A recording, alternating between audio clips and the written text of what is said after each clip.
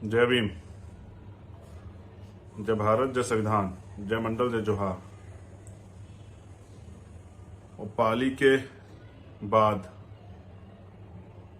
अब जालौर में जो प्रकरण चल रहा है उसको लेके आज मैं लाइव। एक अच्छा अनुभव है, कुछ सीखने को है और सोचा कि वो आप लोगों साथियों के साथ शेयर किया जाए, क्योंकि बहुत इंपॉर्टेंट है। जीवन में आपको सीखने को मिलता है, तो जो आप सीखते हैं भविष्य में वो आपके काम आता है। सर्वप्रथम तो बहुजन समाज में समय समय पर जन्मे सभी संतों, गुरुओं, महापुरुषों को नमन करता हूं। मेरी स्क्रीन पे आज दो फोटो हैं। दाहिनी तरफ ऊपर इंद्र कुमार मेघवाल की है जो 9 साल के थे, और नीचे जितेंद्र कुमार मेघवाल की है जो एक नौजवान थे।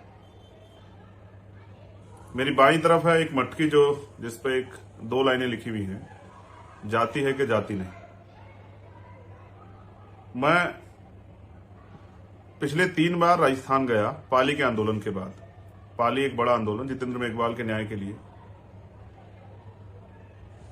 और आंदोलन क्या, ऐसा लगता था कि पूरा समाज ही रोड पे उतर आया है। बच्चे क्या, महिलाएं क्या, बुजुर्ग क्या, नौजवान क्या, और अनुशासित आंदोलन। ऐसा आंदोलन कि राजस्थान पुलिस को मजबूर होना पड़ा और मुझसे एक मदद मांगनी पड़ी कि आप इनको आप ही रोक सकते हैं। हमारी जो मांगे थी वो मांगे रखी गई। प्रशासन ने वादा किया कि वो मांगे पूरी करेंगे। प्रशासन हमारे और सरकार के बीच की कड़ी, वो वहां की गंभीरता को बता के सरकार को अवगत कराता है कि भाई किस तरह से हमें लॉ एंड ऑर्डर की कंडीशन है।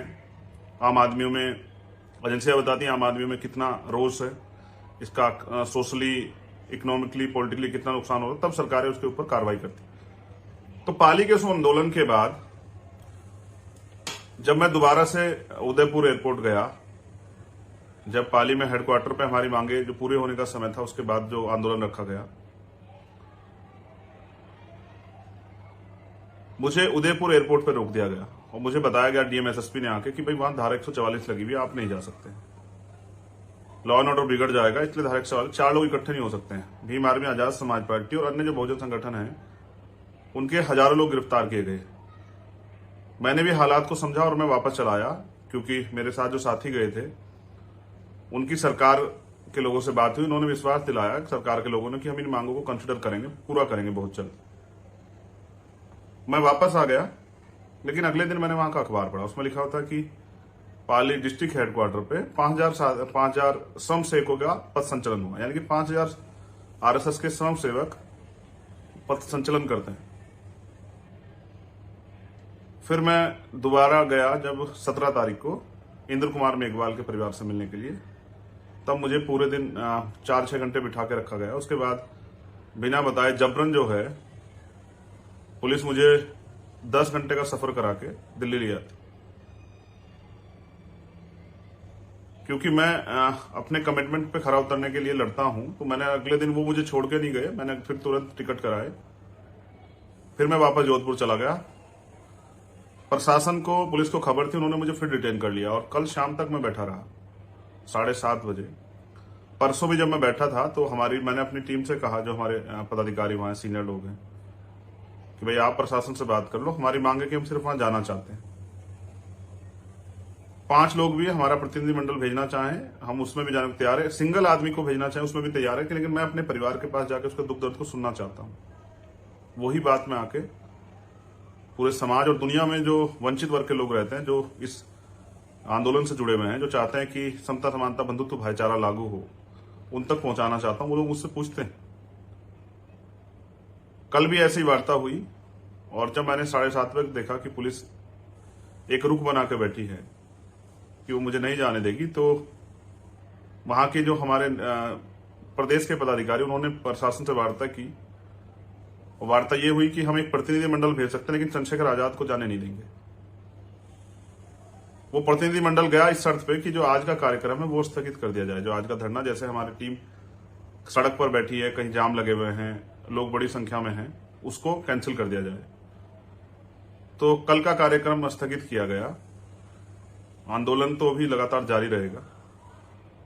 मैं वापस दिल्ली आया, लेकिन मैं आम बात जो करता हूं वो ये है कि जब हम ये सुनते हैं कि किसी स्टेट में एंटी बीजेपी गवर्नमेंट, यानी कि बीजेपी से अदर्स कोई गवर्नमेंट है, तो हम ये महसूस करते हैं कि वो गवर्नमेंट जैसे अभी राजस्थान में है, पंजाब में है, दिल्ली में है, बिहार में है, तमिलनाडु में है, तेलंगाना में है, आंध्रा में है, कुछ दिन पहले महाराष्ट्र में थी, तो हम ये महसूस करते हैं कि वहां जो शोषित वर्ग है, जो आरएसएस का एजेंडा है, वहां कामयाब नहीं होगा, वहां वो शोषित वर्ग पर अन्याय कम होगा, वहां न्याय मिल जाएगा। ऐसी तस्वीर हम राजस्थान के विषय में कुछ दिन पहले सोचते थे, लेकिन तस्वीर उसकी बिल्कुल उलट है। जैसा मैंने कहा कि पाली के आंदोलन के बाद वो जो लाखों लोग उस सड़कों पे उतरे, उसके बाद 3 बार मैं राजस्थान गया। एक तो मैं भूल ही गया बताना कुछ, एक बार और गया मैं सीएचए के आंदोलन में। उस दिन मुझे रात को होटल से अरेस्ट किया गया। ये ऐसा व्यवहार तो समझिए बीजेपी की सरकारों में भी जिस तरह का व्यवहार होता है, वैसे ही सेम व्यवहार। होटल से रात को सोते को उठा के थाने में ले जाएगा, वहां से जेल भेज देगा 4 दिन। ये 4 बार का मेरा एक अच्छा एक्सपीरियंस रहा राजस्थान को लेकर। फिर ये समझ में आया, मैं भी 2 दिन से सोच रहा था वहां बैठे हुए कि भाई आखिर है क्या, मैं ही क्यों नहीं जा सकता, आखिर ऐसा कारण क्या है। पूरी बात मेरी समझ में ये आई कि पाली के आंदोलन के बाद सरकार को एहसास हुआ कि चंद्रशेखर को आंदोलन में नहीं आने देना, उसको आंदोलन के बीच में नहीं जाने देना है। आप ये महसूस कीजिए, जिस प्रदेश में इतनी बड़ी घटना हो और पूरे देश में उसका आक्रोश हो, दुनिया में रहने वाले लोग अपनी अपनी बात रख के बात कह रहे हों कि भाई ये बहुत गलत हुआ, आज भी छुआछूत है। आप महसूस कीजिए वहां के मुख्यमंत्री कितनी आसानी से गुजरात का दौरा कर रहे हैं, और जब उनसे पूछा जाता कहा साधारण सी घटना है। तो मैंने 2 दिन ये सोचा कि मुझे रोका क्यों गया, तो रोका इसलिए गया कि सामंतियों को खुश करना है। जब दबी आवाज में मैंने प्रशासन के अधिकारियों से बात की, तो मैंने उनसे पूछा, नाम ना बताने की शर्त पे मुझसे कहते हैं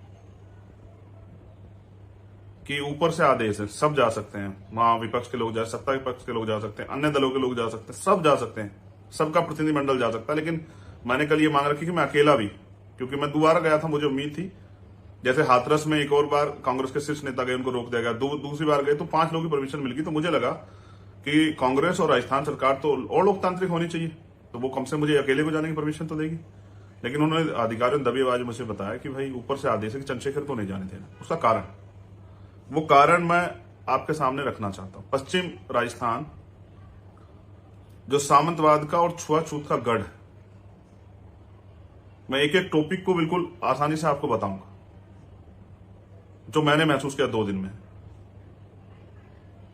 मैं चाहता तो विद्रोही हो सकता था और कार्यकर्ताओं को आक्रोशित होने के लिए कह सकता था, लेकिन मैं एक संवैधानिक लड़ाई को लड़ रहा हूं। इसलिए मैंने कार्यकर्ताओं से अपील की कि किसी आम आदमी को परेशानी ना हो, इसलिए रोड जाम खोल दीजिए, हमें संवैधानिक लड़ाई लड़नी। तो जैसा मैंने आपको कहा कि वो छुआछूत का गढ़, और आज भी वहां वो जुल्म जात के अन्याय, जैसा मैंने पाली से सुना था कि वहां सामंतियों घर के आगे, पुरोहितों घर के आगे आप चप्पल जूते पहन के नहीं जा सकते हैं, आप राजस्थानी कपड़े नहीं पहन सकते थे। मैंने एक महिला का उदाहरण देकर बताया था कि उस गांव में क्या हुआ था कि उस महिला को निवस्त्र करके उसने राजस्थानी कपड़े पहने थे, तो उसको उसके घरेलू कपड़े लाके तब उसको वस्त्र मिले। तो सामंतशाही अशोक गहलोत जी से खुश है। मेरी अशोक गहलोत जी से कोई लड़ाई नहीं है, मेरी कांग्रेस से कोई लड़ाई नहीं है। ये लड़ाई, हमारी लड़ाई व्यवस्था की है। ये जो गैर बराबरी आधारित व्यवस्था है, इसके खिलाफ हमारी लड़ाई। मुझे कांग्रेस से कोई उम्मीद भी नहीं है राजस्थान की सरकार से कि वो हमारे लोगों का भला करेगी, लेकिन मैं ये महसूस करता हूं कि अशोक गहलोत जी से सामंती खुश हैं, क्योंकि अशोक गहलोत जी हमेशा उस एजेंडे पे काम करते हैं जो आरएसएस और बीजेपी का एजेंडा होता है। इसका उदाहरण आप देखिए, जितेंद्र मेघवाल के लिए पूरा बहुजन समाज चिल्लाता रहा, लेकिन उन्होंने उनकी मांग नहीं मानी। लेकिन वहीं उदयपुर में जब ये घटना हुई, जो हिंदू मुस्लिम एंगल था, उस पर तत्काल मुख्यमंत्री चले जाते हैं, 50 लाख का मुआवजा देते हैं, 2 सरकारी नौकरी देते हैं, परिवार के आंसू पहुंचते हैं। लेकिन जितेंद्र मेघवाल के आंसू तो नहीं पहुंचते उसके परिवार के। हर्षापति वाल्मीकि जो एक अधिकारी थे, उनकी पिटाई होती है, इनके एमएलए करते हैं। वो एमएलए जीते तो बीएसपी के उससे हैं, हम मतलब दलितों की वोट से जीते हैं, और वो एक दलित अधिकारी की पिटाई करते हैं। मुख्यमंत्री 3-4 महीने तक उनको छिपा के रखने का काम करते हैं, उन पर कार्रवाई नहीं करते, उनकी गिरफ्तारी नहीं होती। और वो तो ताकतवर था हर्षाधिपति जो बच गया, वरना तो जितेंद्र और इंद्र जैसा हाल उसका भी होता, क्योंकि पीटा तो 53 जगह पे फ्रैक्चर था। मैं तो खुद जाके मिला हूं, वो बलवान है। इसलिए बच गया। तो वहां पर गैर बराबरी, मंदिर में जाना, घड़े की मटकियां रखना, पानी पीने की मनाही, कई जगह आपने वीडियो देखी होगी, घोड़ी से उतार देना, जूते में पानी पिलाना, उसकी वीडियो बनाना, उसको वायरल करना, बांध के पिटाई करना, ये सामंतशाही है वहां की। और ये सामंतशाही एक संदेश है कि पूरे देश में कुछ भी हो, लेकिन पश्चिम राजस्थान में यही होगा। और उसके बराबर से लगता है गुजरात, और यही आपको बड़े पैमाने पर देखने को मिलेगा गुजरात में, जो राजस्थान, पश्चिम राजस्थान में होता है। सामंती को लगता है कि, बहुत गौर से सुनना मेरी इस बात को, एक बार अगर ये समाज इस गुलामी के खिलाफ अंगड़ाई ले लेता है, यानी कि 10 या 20% समाज भी खड़ा हो जाता है, तो ज्यादा दिन, एक यानी कि अगर क्रांति का एक बीज भी गिर जाता है, कुछ लोग भी खड़े हो जाते हैं, तो ज्यादा दिन ये गुलामी टिक नहीं पाएगी, क्योंकि समाज बहुत बड़ा है। जाग जाएगा तो आपकी गुलामी के साए में नहीं रहेगा, इस गुलामी की बेटियों काट देगा, क्योंकि बाबा साहब ने भी कहा ना, गुलाम को गुलामी का एहसास करा दो, वो अपनी बेटियां स्वयं काट देगा। तो सामंतशाही, ब्राह्मणवाद, वो नहीं चाहते कि वहां के उस जगह पे क्रांति का, आंदोलन का, गुलामी की बेटियों को काटने का कोई बीज वहां जो है ना वो जन्म ले। इसलिए चंद्रशेखर आजाद वहां नहीं जा रहे थे, क्योंकि जो सामंती हैं वो अशोक गहलोत जी से नाराज हो जाएंगे। मैंने कल बात की देवाराम जी से, जो इंद्र कुमार मेघवाल के पिताजी।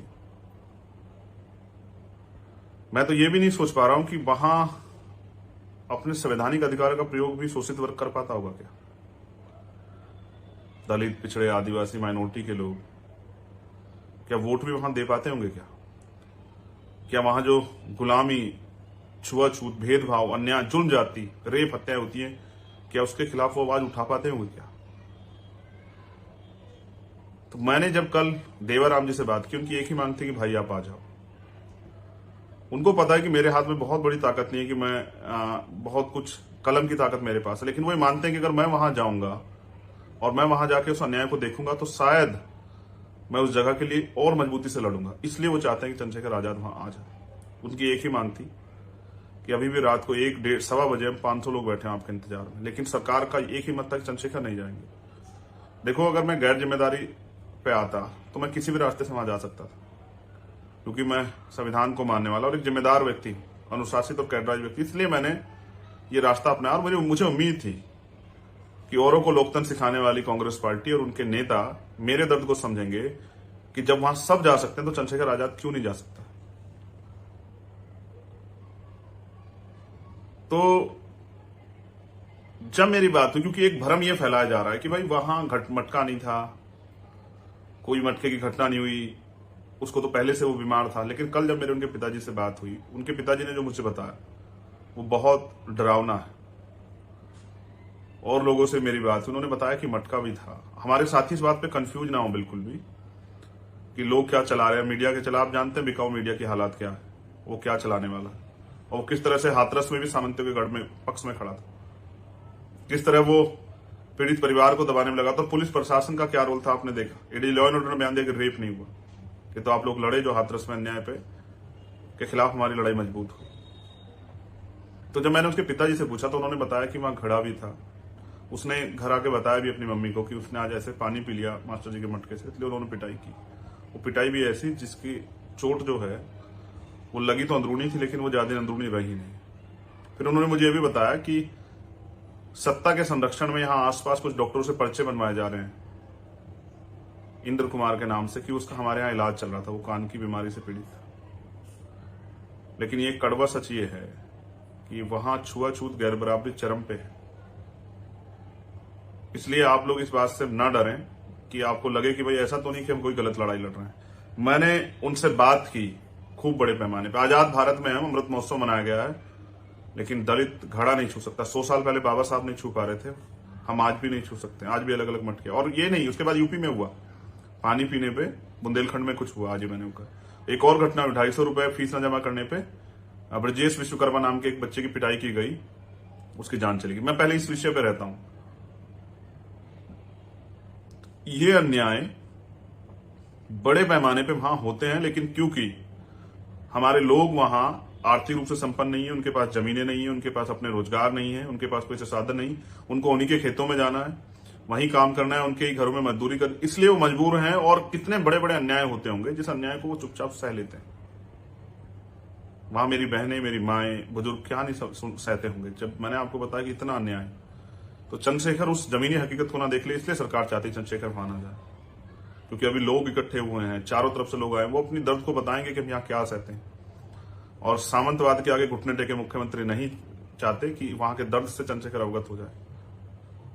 लेकिन कितने दिन? तो कल मेरी वहां प्रशासनिक अधिकारियों से बात हुई, हमने जो मांगे भी रखी हैं, मैंने उनको 72 घंटे का समय दिया है। 72 घंटे के अंदर अगर हमारी मांगों को नहीं सुना जाता, हमें भीख की जगह हमारा अधिकार जो है वो नहीं दिया जाता, तो अब ये संघर्ष सिर्फ क्षेत्रीय नहीं रहेगा, प्रदेश स्तर का, राष्ट्रीय स्तर का होगा। कल मैं मध्य प्रदेश जा रहा हूं, शिवपुरी में। मेरे कार्यकर्ताओं ने खून पसीने से वहां प्रोग्राम पहले से आयोजित किए हैं। मैं वहां बंद रह के भी क्या करता, इसलिए मैंने तय किया कि मैं ये 2 प्रोग्राम करके आके फिर मैं राजस्थान लौटूंगा। मैंने 72 घंटे का प्रशासन के माध्यम से उनको समय दिया कि वो हमारी मांगों को सुने और हमें गारंटी दें कि भविष्य में ऐसा नहीं होगा। किसी स्कूल में कोई मटकी नहीं रखी जाएगी, कहीं घोड़ी पे उतारने पे कुछ छुआछूत नहीं होगी। सामंती घर के आगे से हमारे लोग चप्पल पहन के जाएंगे, जूते पहन के जाएंगे, अच्छे कपड़े पहनेंगे, मूछे रखेंगे जितेंद्र मेघवाल की तरह, उनकी हत्या नहीं होगी। हम अपने संवैधानिक अधिकारों का प्रयोग करेंगे, हमारे साथ अन्याय नहीं होगा। इसलिए 72 घंटे का समय दिया। और मैं चाहता हूं ये आंदोलन जो 100 साल पहले बाबा साहब जिसके विरुद्ध लड़ रहे थे कि जाति है कि जाति नहीं, वो आंदोलन राष्ट्रीय आंदोलन बने। इसलिए मैं राजस्थान के साथ साथ अन्य प्रदेशों में भी जाके अपने लोगों को वहां की वास्तविक स्थिति से अवगत करा के, और इसको राष्ट्रीय स्तर का, क्योंकि जाति एक राष्ट्रीय स्तर की समस्या। अभी कुछ दिन पहले मैं एक प्रोग्राम में बोल रहा था कि जाति जाति नहीं है, और जाति एक ऐसा सच है जो पैदा होने के साथ आता है और मरने के साथ ही रह जाता है। पूरी जिंदगी जाति आपके साथ रहती है, और जाति के आधार पर जो शोषण, अन्याय, अपमान, अत्याचार आप सहते हैं वो भी आपको सहना पड़ता है। इसलिए 72 घंटे का समय दिया गया है कि ये अन्याय का अंत हो।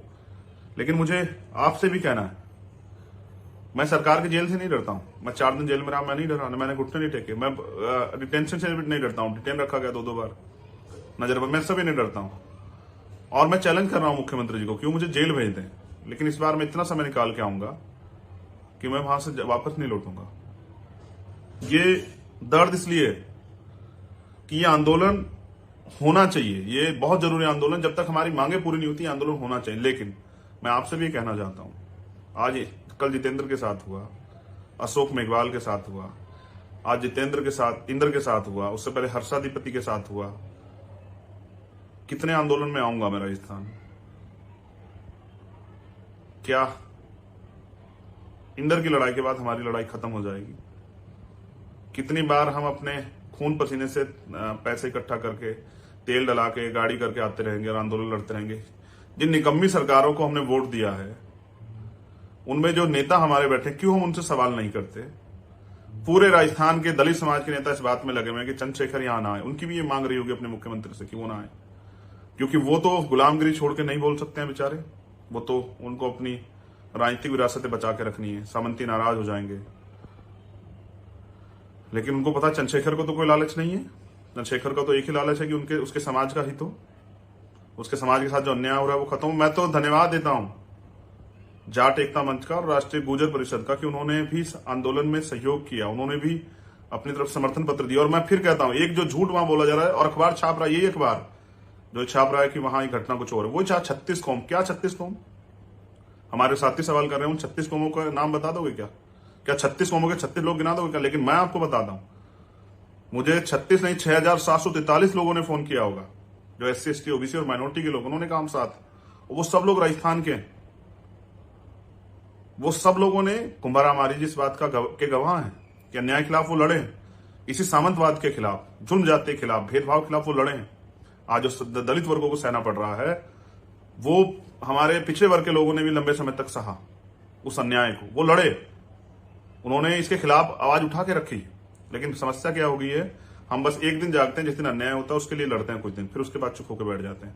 हम इसके परमानेंट सोल्यूशन पे नहीं जा रहे हैं। मैं अपने साथियों से भी कहता हूं, कितने में इंद्र कुमार, जितेंद्र, हर्षापति, अशोक, कितने मामलों में हम लोग इकट्ठे होकर संघर्ष करते हैं, न्याय की लड़ाई को मजबूत करते रहेंगे, न्याय मांगते रहेंगे, न्याय के लिए संघर्ष करते रहेंगे। ये सरकारें किस लिए हैं? ये बिना हमारे लोगों के वोट के तो नहीं बनी होगी। इस सरकार ने आपसे वादा किया 2 अप्रैल के मुकदमे आप लिए। ये सरकार हमें धोखा दे रही है, और जो सरकार धोखा दे उस सरकार पे ज्यादा दिन भरोसा नहीं करना चाहिए। मैंने तो 72 घंटे का समय इसलिए दिया क्योंकि मैं समझता हूं कि अगर सामंतवाद के घुटने टेके मुख्यमंत्री में थोड़ी सी भी मानवता बची हो और वो लोकतंत्र की दवाई आके देते हैं दिल्ली में, तो वो याद रखें, इस बार मुकाबला नेता से नहीं, बेटे से, भाई से। हम पूरे देश में इस अन्याय के खिलाफ लड़ रहे हैं। आपने देखा, चाहे दिल्ली हो, हमारे साथियों ने कांग्रेस मुख्यालय घेराव किया, उत्तराखंड हो, पंजाब हो, हरियाणा हो, बिहार हो, राजस्थान हो, यूपी हो, तेलंगाना हो, उड़ीसा हो, कर्नाटक हो, मध्य प्रदेश हो, सब जगह हमारे लोग लड़ रहे हैं। राजस्थान पे तो बड़े पैमाने पे लड़ रहे हैं। लेकिन आप ये भी महसूस करो कि बहुजनों के इतने आवाज को, इतने दर्द को, इतने रोने चिल्लाने को भी अशोक गहलोत जी नहीं सुन रहे हैं। और सामंतियों के बिना कुछ किए देखिए उनकी पंचायतें हो रही है, जैसे हाथरस में होती है ऐसे उनकी वहां पंचायतें हो रही है। वो पंचायतें क्या बिना सरकार के परमिशन के हो रही है? अगर धारा 144 है तो पंचायतें कैसे हो रही? क्या बिना सरकार की परमिशन के, बिना सरकार की मदद के हो रही है? तो नहीं।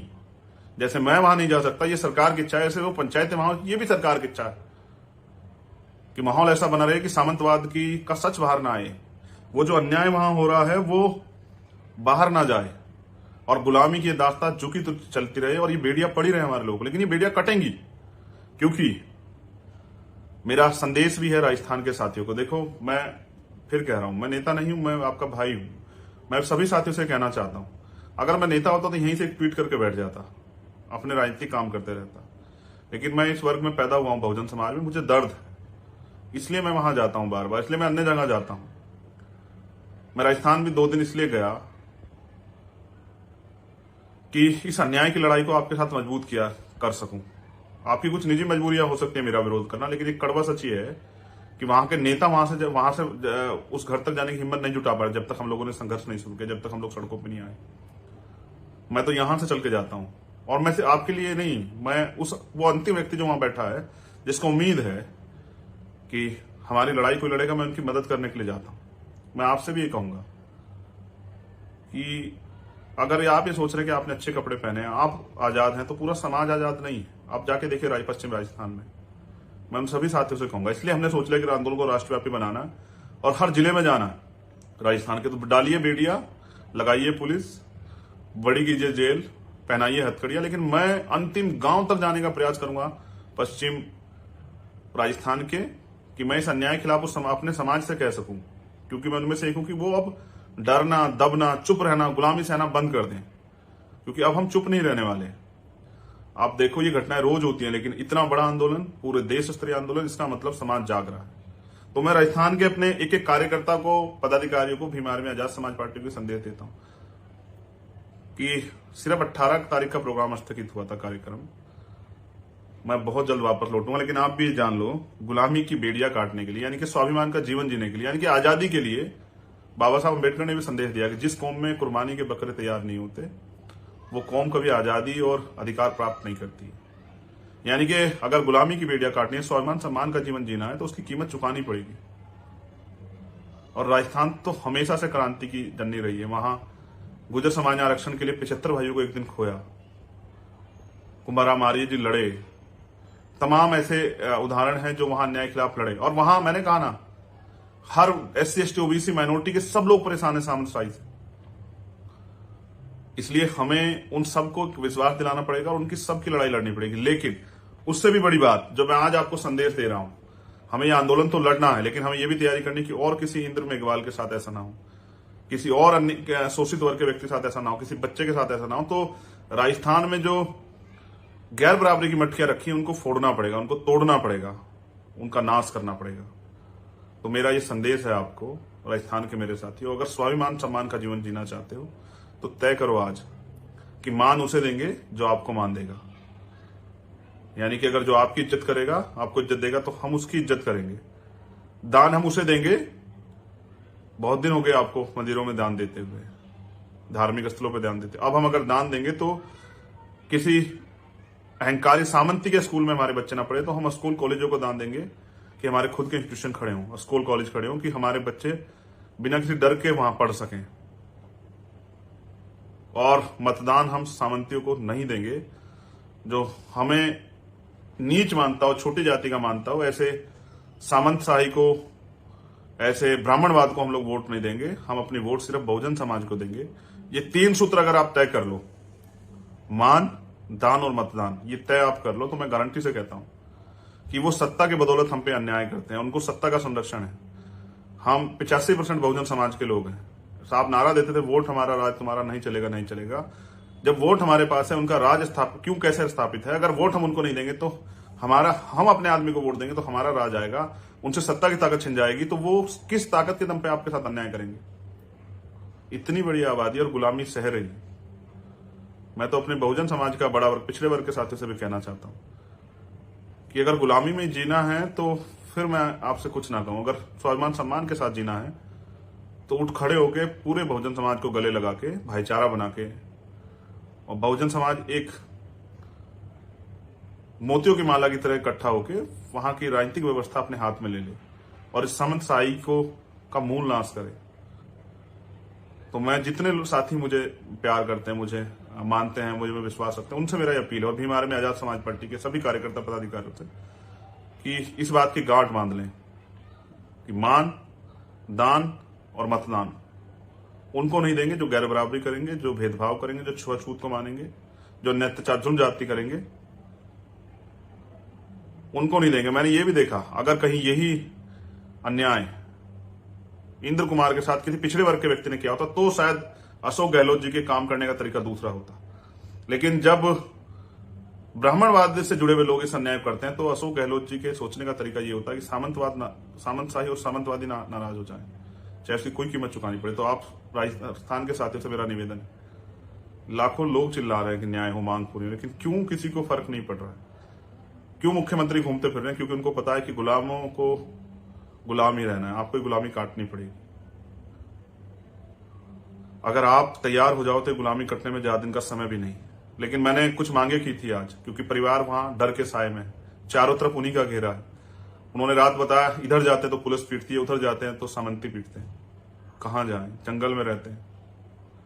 कल कार्यकर्ताओं की गाड़ियों पर भी हमले हुए। पूना पैक्ट याद है ना आपको? बाबा साहब नहीं चाहते थे पूना पैक्ट हो, लेकिन बाबा साहब ने रोते पूना पैक्ट किया। बहुत सारी बातें जो जब मैं राजस्थान आऊंगा आप लोगों के बीच रखूंगा। लेकिन मैंने मांग रखी है, क्योंकि मेरे उनके पिताजी से बात हुई और उन्होंने जो मुझे बताया पूरी जिम्मेदारी से, इसलिए मैंने सीबीआई जांच की मांग रखी कि मुख्यमंत्री सीबीआई जांच कराएं, जो दूध का दूध और पानी का पानी हो जाए, न्यायपालिका की निगरानी में, और उस परिवार को वहां से निकाल के जिला मुख्यालय लाएं, वहां उसको आवास दें और उसकी सुरक्षा सुनिश्चित करें। क्योंकि डर के साए में न्याय कैसे होगा? रोज उनको वहां डराया जाएगा, रोज उन पर वहां हमले होंगे, थानों में रिपोर्ट नहीं लिखी जाएगी, लोग कुछ दिनों बाद भूल जाएंगे इंद्र के परिवार को, जाना बंद कर देंगे, जैसे जितेंद्र के परिवार को भूल गए, जैसे हर्षाधिपति के परिवार को भूल गए।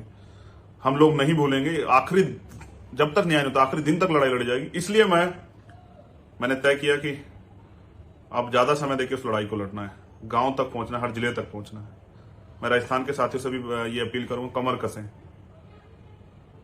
इस जातिवाद का 75 साल हो गए हमें इन पे भरोसा करते कि सामंती इसको खत्म करेंगे, भेदभाव को। वो खत्म नहीं करना चाहते तो हमें करना चाहिए। हम 75 साल से उनके भरोसे, तो अब तो हमें अपने ऊपर भरोसा करना चाहिए। अब तो हमें बहुजन बनना चाहिए। अब तो हमें SC ST OBC माइनॉरिटी के लोगों को एकजुट होकर अपनी लड़ाई लड़नी चाहिए। आपको लगता है ये लोकतंत्र की हत्या करने वाली राजस्थान सरकार संविधान की रक्षा करेगी? ये शोषितों की रक्षा करेगी? नहीं।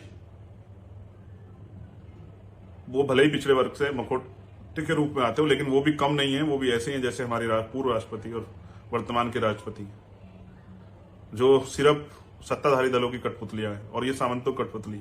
मुझे उनसे कोई उम्मीद नहीं, लेकिन मुझे आपके संघर्ष पे भरोसा है। अपने संघर्ष को जारी रखिए, चुप नहीं बैठना है, रोज आंदोलन करना है और मजबूर करना है सरकारों को इस पे कड़े फैसले।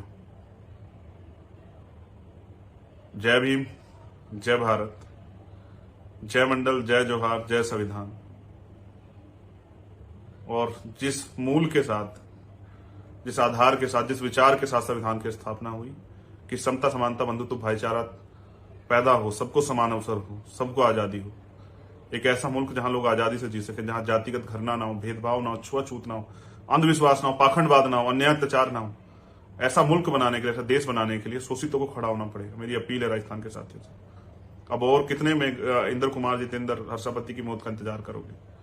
और कितने लोगों की जानों पर आंदोलन करोगे? खड़े हो जाओ, अपने समाज को जगाने का काम करो।